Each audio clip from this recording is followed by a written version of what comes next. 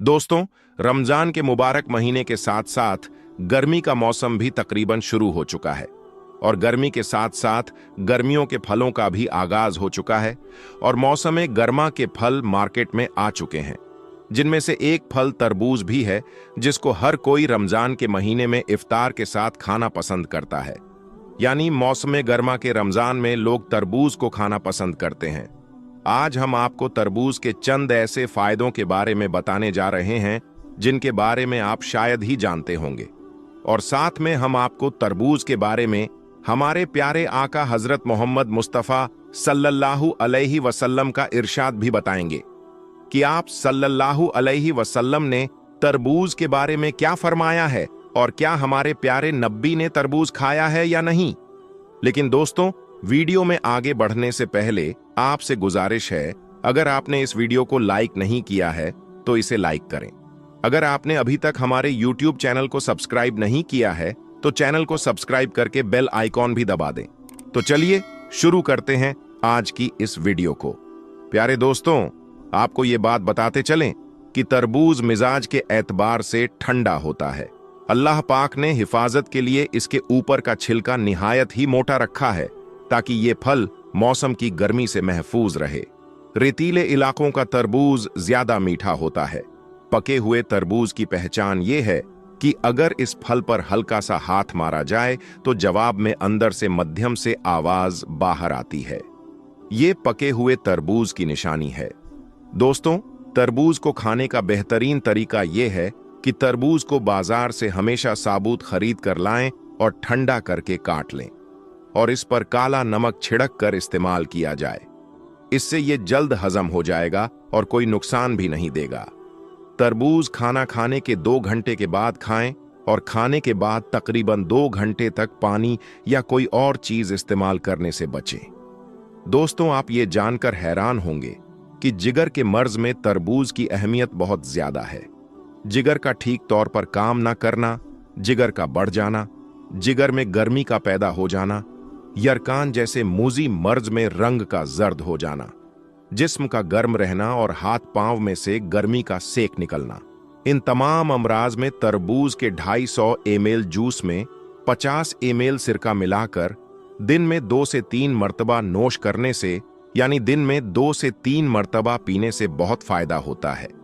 इसी तरह से जिन लोगों का खून गाढ़ा हो गया हो और वो ब्लड प्रेशर की शिकायत में मुब्तिला हैं, तो उनके लिए तरबूज अपने मिजाज की वजह से बहुत फायदेमंद साबित होता है। तरबूज का इस्तेमाल खून की हिद्दत को खत्म करता है। दिल के तेज धड़कने, सर चकराने, बढ़े हुए ब्लड प्रेशर को नॉर्मल करने में बहुत फायदेमंद है। प्यारे दोस्तों, तरबूज पेशाब की जलन और रुकावट में भी बेहद मुफीद है। ये जिगर और मसाने की गर्मी को मुकम्मल तौर पर खत्म कर देता है। इसके अलावा गुर्दे और मसाने की पत्थरी को पेशाब के साथ खींचकर बाहर ले आता है। इसी तरह तरबूज अपनी ठंडक और मिजाज की वजह से गर्मी के बुखार में खास तौर से फायदा करता है। बुखार की वजह से होने वाली दिल की घबराहट, बेचैनी और जिस्म से गर्मी की हिद्दत को खत्म करता है। बुखार के अंदर तरबूज का जूस पिलाना बहुत फायदेमंद है, क्योंकि तरबूज के अंदर ग्लूकोज ठीक ठाक मिकदार में पाया जाता है। इसलिए ये फौरी तौर पर जिस्म को तवानाई और ताकत बख्शता है और प्यास की शिद्दत जो बुखार की वजह से होती है उसे खत्म करता है। दोस्तों, आपने तरबूज के फायदे जान लिए कि ये किस तरह से मुख्तलिफ बीमारियों में फायदेमंद साबित हो सकता है। इसलिए आप अपनी इफ्तारी में तरबूज का इस्तेमाल कर सकते हैं, लेकिन ज्यादा इस्तेमाल करने से परहेज करें। दोस्तों, आप ये जानकर भी हैरान होंगे कि तरबूज के साथ साथ इसके बीज भी सेहत के लिए बहुत फायदेमंद होते हैं। डॉक्टर्स के मुताबिक इन बीजों में गिजाई अज्जा के साथ साथ मुख्तलिफ सेहत बख्श फायदे भी हैं। डॉक्टर्स के मुताबिक तरबूज के बीज प्रोटीन से मालामाल होते हैं। इसके बीजों में phosphorus, iron, potassium, sodium, copper, magnesium और जिंक शामिल होते हैं। इसलिए जब भी आप तरबूज खाएं तो उसे बीजों सहित खाएं। इससे आपको प्रोटीन की बाफर मिकदार मिल सकती है। बहुत से लोग ऐसे होते हैं जो तरबूज को बिना बीजों के खाते हैं, तो हमें चाहिए कि हम तरबूज को बीजों समेत खाएं। प्यारे दोस्तों, जहां तक बात है हमारे प्यारे नबी हजरत मोहम्मद मुस्तफ़ा सल्लल्लाहु अलैहि वसल्लम ने तरबूज नोश फरमाया है या नहीं, तो हदीस पाक में ये बात मिलती है कि हमारे प्यारे नबी हुजूर पाक सल्लल्लाहु अलैहि वसल्लम ने तरबूज को खजूर के साथ तनावुल फरमाया है और इसको खजूर के साथ मिलाकर खाने को पसंद फरमाया है। खजूर का मिजाज गर्म होता है और तरबूज का मिजाज ठंडा होता है। इस तरह से जिस्म में एहतिराल पैदा होता है। अब्बू दाऊद में है, हजरत आयशा सिद्दीका रजी अल्लाह ताला अन्हा से रिवायत है कि हमारे प्यारे नबी हुजूर पाक सल्लल्लाहु अलैहि वसल्लम तरबूज और खजूर को मिलाकर खाते और फरमाते, हम इस खजूर की गर्मी को इस तरबूज की ठंडक के साथ, इस तरबूज की ठंडक को इस खजूर की गर्मी के साथ तोड़ते हैं। तो दोस्तों, अगर आप भी इफ्तारी में तरबूज खाते हैं तो इस सुन्नत पर जरूर अमल करें, यानी तरबूज को खजूर के साथ मिलाकर खाएं। इससे जिस्म को भी फायदा होगा और सुन्नत पर भी अमल हो जाएगा। प्यारे दोस्तों, हुजूर पाक सल्लल्लाहु अलैहि वसल्लम से कई तरह के फल खाना मनकूल है। हमारे प्यारे नबी हजरत मोहम्मद मुस्तफ़ा सल्लल्लाहु अलैहि वसल्लम को खजूर में अजवा खजूर बहुत पसंद थी। हजरत साद बिन वक्कास कहते हैं कि रसूलुल्लाह सल्लल्लाहु अलैहि वसल्लम ने इरशाद फरमाया, जो शख्स हर रोज सुबह के वक्त 7 अजवा खजूरें खा लिया करें तो उस दिन उसे जहर और जादू नुकसान नहीं पहुंचा सकेगा।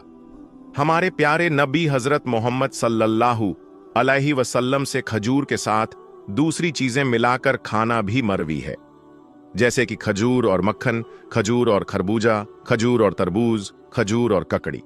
हुजूर सल्लल्लाहु अलैहि वसल्लम ने खजूर को बेहद पसंद फरमाया है। आप सल्लल्लाहु अलैहि वसल्लम इसी से रोजा इफ्तार करने को पसंद फरमाते। आप सल्लल्लाहु अलैहि वसल्लम ने इरशाद फरमाया, खजूर में हर बीमारी की शिफा है।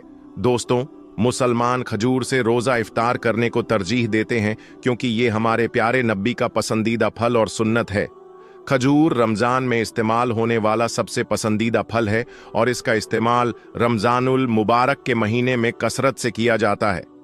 आप सल्लल्लाहु अलैहि वसल्लम ने न सिर्फ इफ्तारी में बल्कि सहरी में भी खजूर तनावुल फरमाई और फरमाया, मुसलमानों के लिए सहरी का बेहतरीन खाना खजूर है। दोस्तों, अब हम आपको बताएंगे कि जो लोग रमजानुल मुबारक के महीने में सहरी करके सो जाते हैं उनके साथ क्या होता है। यकीन मानिए दोस्तों, आप ये जानकर बहुत हैरान हो जाएंगे। तो चलिए जानते हैं कि उनके साथ क्या होता है। दोस्तों, रमजानुल मुबारक पूरी अजमतों और बरकतों के साथ चल रहा है और इस महीने में हमारी नौजवान नस्ल बरकत हासिल करने के बजाय इसका उल्टा इनकी ये आदत बन चुकी है कि वो सारी रात जागते हैं। कोई क्रिकेट जैसे खेल में मसरूफ होता है तो कोई मोबाइल में मूवीज वगैरह देखने में मसरूफ होता है।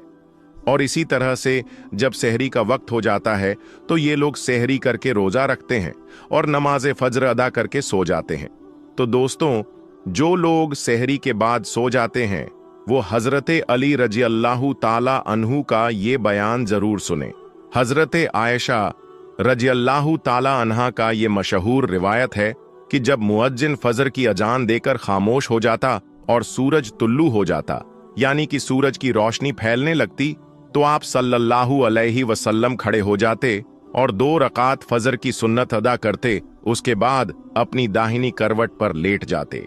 यहां तक कि मुअज्जिन इकामत कहने की इजाजत हासिल करने के लिए आप सल्लल्लाहु अलैहि वसल्लम के पास आते तो आप सल्लल्लाहु अलैहि वसल्लम नमाज पढ़ने के लिए मस्जिद में तशरीफ ले जाते। हजरत उस्मान रजी अल्लाह ताला अन्हु से मरवी है कि आप सल्लल्लाहु अलैहि वसल्लम ने फरमाया कि फजर की नमाज के बाद सूरज निकलने तक जिक्र खुदा में लगे रहने से रिज्क में बरकत होती है। हजरत फातिमा रजी अल्लाह ताला अन्हा बयान करती है कि मैं सुबह के वक्त सोई हुई थी कि नबी करीम सल्लल्लाहु अलैहि वसल्लम मेरे पास से गुजरे तो आप सल्लल्लाहु अलैहि वसल्लम मुझे पांव से हिलाए और फरमाया, बेटी उठो और अपने रब की तरफ से रिज्क की तकसीम में शामिल हो जाओ और लापरवाह लोगों की आदत ना अपनाओ। अल्लाह ताला सुबह सादिक से लेकर सूरज निकलने तक लोगों का रिज्क तकसीम करता है। हजरत अनस बिन मालिक रजियल्लाहु ताला अन्हु से रिवायत है कि रिज्क हासिल करने के लिए सुबह सादिक से लेकर सूरज निकलने तक मत सोया करो। हजरत अनस रजियल्लाहु ताला अन्हु से इसकी वजह पूछी गई तो फरमाया, उस वक्त 70 मर्तबा तस्बीह अस्तगफार करने से रोजी में बरकत होती है। हजरत अली रजियल्लाहु ताला अन्हु की जमीन की सतह पर किए जाने वाले 3 काम की वजह से जमीन अपनी तकलीफ का इजहार करती है। नंबर 1, किसी का नाहक खून बहाने से। नंबर 2, वो गुस्ल जो जिना जैसे बुरे काम के बाद किया जाता है। नंबर 3, सूरज निकलने से पहले सोने से। हजरत अब्बू वैल फरमाते हैं, हम सुबह की नमाज पढ़ने के बाद हजरत अब्दुल्लाह बिन मसूद रज़ियल्लाहु ताला अन्हु की तरफ गए, दरवाजे से सलाम किया तो उन्होंने हमें इजाजत दे दी। मगर हम थोड़ी देर दरवाजे के पास ठहरे रहे तो वहां एक बांधी आई और उसने कहा, तुम अंदर क्यों नहीं दाखिल हो रहे हो? फिर हम अंदर दाखिल हुए तो देखा हजरत अब्दुल्लाह बैठे तस्बीह कर रहे हैं। उन्होंने फरमाया, तुम्हें किस चीज ने अंदर आने से रोका है जबकि तुम्हें इजाजत दे दी गई थी? तो हमने कहा, हजरत कोई बात नहीं है, सिवाय इसके कि हमने ख्याल किया कि शायद घर वालों में से कोई सो रहा हो। इस पर हजरत अब्दुल्लाह ने फरमाया, तुमने इब्ने उम्मे आदम के घर वालों के बारे में गफलत का गुमान किया। रावी कहते हैं, फिर हजरत अब्दुल्लाह ने तस्बीह पढ़ना शुरू कर दी, यहां तक ख्याल हुआ कि सूरज निकल गया है। तो बांदी से फरमाया, देखो क्या सूरज निकल आया है। बहुत से रिवायत में है कि अल्लाह पाक सुबह सादिक से लेकर सूरज निकलने तक मखलूक के लिए रिज्क तकसीम करता है, यानी वो लोग जो इस पूरे वक्त में गाफिल रहते हैं यानी कि सोए रहते हैं तो रिज्क की बरकत से महरूम हो जाते हैं। और इस हदीस से मालूम होता है कि सुबह सादिक से लेकर सूरज निकलने तक रिज्क की तकसीम होती है और इस वक्त सोना लापरवाह लोगों का रवैया है। नबी करीम सल्लल्लाहु अलैहि वसल्लम और सहाबा इकराम रज़ियल्लाहु ताला अन्हु का तरीका ये था कि जब फज्र की नमाज पढ़ लेते तो सूरज निकलने तक अपनी जगह पर बैठे ही रहते और जिक्र अस्कार में लगे रहते थे। उस वक्त जिक्र इलाही में मसरूफ रहने से रिज्क में बरकत होती है और हमारे मुआशरे में रातों को जागना ट्रेंड बना लिया गया है। नौजवान नस्ल रात को 3-3, 4-4 बजे तक जागती रहती है और फेसबुक, इंस्टाग्राम, व्हाट्सएप वगैरह पर अपना वक्त जाया करते रहते हैं और इस तरह से उनकी सुबह की नमाज भी कज़ा हो जाती है और ये दोपहर में 12 से 1 बजे तक सोते रहते हैं और उनके घर में कोई ऐसा फर्द नहीं होता जो उन्हें ऐसा काम करने से रोके। हम आज की वीडियो में आपको यह भी बताएंगे कि ऐसे नौजवान के बारे में हजरत अली रज़ियल्लाहु ताला अन्हु ने क्या इरशाद फरमाया है और उनकी किस्मत में क्या कुछ लिख दिया जाता है जो ऐसे हालत की लपेट में आ चुके हैं। हजरत अब्दुल्लाह इब्ने अब्बास रज़ियल्लाहु ताला अन्हु से मरवी है कि जो भी इंसान सुबह के वक्त सोया रहता है तो इस अमल को इस्लाम ने सख्त नापसंद करार दिया है और दोपहर के अलावा किसी भी और वक्त में मत सोया करो, जिसे कैलुल्लाह कहा जाता है और इसे दोपहर के वक्त ही अदा किया जाता है और हमारे प्यारे नबी सल्लल्लाहु अलैहि वसल्लम भी ऐसा किया करते थे। कैलुल्लाह वो नहीं कि इंसान पेट भरकर खाना खाकर सो जाए। कैलुल्लाह से मुराद वो अमल है जिसमें आपने खाना खाया है या नहीं, बस थोड़ी देर दोपहर के वक्त आराम कर लेना ताकि जो आपका बाकी का दिन है वो सही सलामत गुजरे और दिन के बाकी हिस्से में आप अपने अच्छे कामों को अच्छी तरह से कर सके। हजरत अली रज़ियल्लाहु ताला अन्हु बयान करते हैं कि मैंने अल्लाह के नबी सल्लल्लाहु अलैहि वसल्लम से सुना था कि खाना खाकर फौरन ना सोया करो, क्योंकि ऐसा करने से इंसान के दिल में भी सख्ती आ जाती है। और आज की तारीख में ये बात इस हद तक गहराई में पहुंच चुकी है कि यहां पर डॉक्टर का भी यही कहना है कि अगर इंसान खाना खाकर फौरन सो जाता है तो वो दिल के अर्जे में मुब्तला हो जाता है। और यही बात आज से 1400 साल पहले हमारे प्यारे आका सल्लल्लाहु अलैहि वसल्लम ने इरशाद फरमाया था। प्यारे दोस्तों, अब चलते हैं हजरत अली रज़ियल्लाहु ताला अन्हु की इरशाद की तरफ। हजरत अली रज़ियल्लाहु ताला अन्हु ने फरमाया था कि जब हजरत अली रज़ियल्लाहु ताला अन्हु की खिदमत में एक शख्स हाजिर हुआ और अर्ज करने लगा, या अली, सुबह सवेरे तक जो शख्स सोया रहता है तो उसकी किस्मत में क्या कुछ लिख दिया जाता है। तो हजरत अली रजी अल्लाहु ताला अन्हु ने जवाब दिया कि ए अल्लाह के बंदे, मैंने अल्लाह के नबी सल्लल्लाहु अलैहि वसल्लम से सुना है कि जो भी शख्स सुबह के वक्त सोया रहता है तो उसकी फज्र की नमाज कज़ा हो जाती है या फिर वो फज्र की नमाज अदा करके सो जाता है। तो जब फरिश्ते आसमानों से उनके मुकद्दर का रिज्क लेकर जमीन की तरफ आते हैं और इंसानों में रिज्क बांटने लग जाते हैं, तो जब वो किसी इंसान को सोया हुआ देखते हैं तो उनके हिस्से का रिज्क फरिश्ते अपने साथ लेकर आसमानों की तरफ लौट जाते हैं। और जब वो नींद से बेदार होता है तो ऐसे लोग अपने रिज्क तंगी की शिकायत करते फिरते हैं। आपने अक्सर ऐसे लोगों को देखा होगा जो रिज्क तंगी की शिकायत करते हैं। तो जब आप उनसे ये पूछेंगे कि ये लोग सुबह कितने बजे उठते हैं, तो उनका ज्यादातर जवाब यही होगा कि सुबह सवेरे तो हमारी आंखें नहीं खुलती हैं, हमसे सुबह उठा नहीं जाता है, हमें सुबह उठना बहुत मुश्किल लगता है। लिहाजा यही वजह है जिसकी वजह से ऐसे लोगों पर रिज्क तंग कर दिया जाता है और फिर वो अपनी तंगदस्ती और बेरोजगारी की शिकायत करते फिरते हैं। मेरी आप सबसे गुजारिश है कि सुबह सवेरे उठकर फज्र की नमाज अदा करें, कुरान पाक की तिलावत करें, फिर उसके बाद अपने दिन का आगाज करें। फिर आप देखेंगे कि आपका दिन कैसे सुकून के साथ गुजरेगा। आपके दिन में भी बरकत होगी और रिज्क में भी बरकत होगी। इसका उल्टा जो लोग 12 से 1 बजे तक सोकर उठते हैं तो इनका ये हाल होता है कि जब वो अपने दिन का आगाज करते हैं तो उन्हें अपने काम को ही करने में कुछ समझ नहीं आता। वो ये नहीं जान पाते कि उनका आज का दिन कैसा गुजरेगा। उनका दिन यूं ही पलक झपकते ही गुजर जाता है। और वो लोग जो सुबह जल्दी उठते हैं वो अपने तमाम अच्छे काम को अच्छे से कर पाते हैं।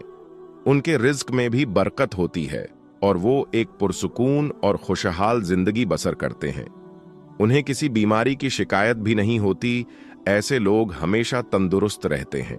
दोस्तों, अल्लाह के प्यारे नबी हजरत मोहम्मद मुस्तफ़ा सल्लल्लाहु अलैहि वसल्लम ने अपनी हयाते जिंदगी में 9 रमजान देखे हैं, यानी कि 9 रमजान गुजारे हैं। 10वें रमजान के शुरू होने से पहले आप इस दुनिया से पर्दा फरमा गए, यानी कि आप अल्लाह के पास तशरीफ ले गए। इस तरह से आपने अपनी जिंदगी में रोजे फर्ज होने से वफात तक 9 रमजान गुजारे हैं। दोस्तों, हजरत अनस रजी अल्लाहु ताला अन्हु फरमाते हैं कि अल्लाह के नबी सल्लल्लाहु अलैहि वसल्लम मगरिब की नमाज से पहले चंद खजूरों से इफ्तारी फरमाते थे, यानी कि आप ताज़ा खजूरों से इफ्तारी करते थे। अगर ताज़ा खजूर ना मिलते तो फिर आप खुश्क खजूर से, यानी कि सूखे खजूर से इफ्तारी फरमाते। और अगर कभी खुश्क खजूर भी ना होते तो फिर आप चंद चुल्लू पानी पीकर इफ्तारी करते थे, यानी कि थोड़े से पानी को पीकर आप इफ्तारी करते थे। एक और हदीस पाक में है कि अल्लाह के नबी सल्लल्लाहु अलैहि वसल्लम इन खजूरों से या फिर किसी ऐसी चीज से इफ्तारी फरमाते थे जो आग की पकी हुई ना होती थी, जैसे कि फल और फ्रूट्स। यानी कि आप इस तरह की चीजों से रोजा करना, यानी कि इफ्तार करना ज्यादा पसंद फरमाते थे। इसीलिए याद रखें, ताजा खजूर से इफ्तारी करना यह मुस्ताहब है। और अगर ताजा खजूर ना मिले तो खुश्क खजूर से, यानी छुआरे से रोजा खोलना भी बेहतर है। और अगर कभी खुश्क खजूर भी ना मिले तो सिर्फ पानी से इफ्तारी करना भी हमारे नबी सल्लल्लाहु अलैहि वसल्लम की सुन्नत है। या फिर इसके अलावा जूस या दूध के साथ भी रोजा खोलना बेहतर है। याद रखें, अल्लाह के नबी सल्लल्लाहु अलैहि वसल्लम इफ्तारी में आग पर पकी हुई चीजों को नहीं खाते थे। इसका मतलब ये नहीं कि इसके लिए आपने मना फरमाया है, बल्कि इसके बारे में आपने इरशाद फरमाया है कि इफ्तारी में आग की पकी हुई चीजों को खाने से पेट को नुकसान पहुंचता है, मादे को नुकसान पहुंचता है। इसीलिए आप अपने आप को इस परेशानी से बचाने के लिए ऐसा करते थे। मगर आजकल तो देखने में आता है कि ज्यादातर लोग इफ्तारी में समोसे और पकौड़े को खाना ही ज्यादा पसंद करते हैं। मगर याद रखें, ऐसा अल्लाह के प्यारे नबी सल्लल्लाहु अलैहि वसल्लम कभी नहीं करते थे। इसके अलावा दोस्तों, अल्लाह के नबी सल्लल्लाहु अलैहि वसल्लम जब सहरी खाते थे तो बिल्कुल आखिरी वक्त में खाते थे। इधर हजरते बिलाल अजान दे रहे हैं और उधर आप आखिरी लुकमा खा रहे हैं, और उधर सूरज नीचे हुआ यानी कि डूबा और आपने अपने मुंह में खजूर रखी यानी कि इफ्तारी की। ऐसा आप इसलिए करते थे ताकि अपनी उम्मत पर भूख का वक्त कम से कम आए। एक मर्तबा अल्लाह नबी सल्लल्लाहु अलैहि वसल्लम सहरी के वक्त में बकरे की सीरी खा रहे थे। हजरत अली भी आपके साथ में थे। इतने में हजरत बिलाल रज़ियल्लाहु ताला अन्हु आए और अर्ज करने लगे, या रसूल अल्लाह सल्लल्लाहु अलैहि वसल्लम, वक्त खत्म हो गया है, मैं अजान देने जा रहा हूं, आप बराए मेहरबानी खाना पीना बंद करें। और ये कहकर हजरत बिलाल अजान देने चले गए और अजान देने की तैयारी करने लगे। इतने में हजरत बिलाल को ख्याल आया कि पता नहीं मेरे नबी ने खाना पीना बंद किया है या नहीं। इसीलिए हजरत बिलाल वापस आ गए और आकर देखा तो अभी भी अल्लाह के नबी सहरी खा रहे थे। ये देखकर हजरत बिलाल ने कहा, या रसूल अल्लाह, अल्लाह की कसम, सहरी का वक्त खत्म हो गया है, सुबह हो गई है। तो ये सुनकर आप सल्लल्लाहु अलैहि वसल्लम ने अपने हाथ नीचे कर लिए और कहने लगे, ए बिलाल, अभी वक्त बाकी था, लेकिन तेरी कसम खाने पर अल्लाह ने उसको पहले ही निकाल दिया कि तेरी कसम कहीं झूठी ना पड़ जाए। फिर हजरत अली ने फरमाया, अगर बिलाल कसम ना खाते तो जब तक मेरे नबी सल्लल्लाहु अलैहि वसल्लम खाते रहते थे तब तक सुबह सादिक नहीं होती। तो दोस्तों, आज की इस वीडियो में बस इतना ही। हम मिलेंगे आपको अगली वीडियो में, तब तक के लिए अल्लाह हाफिज।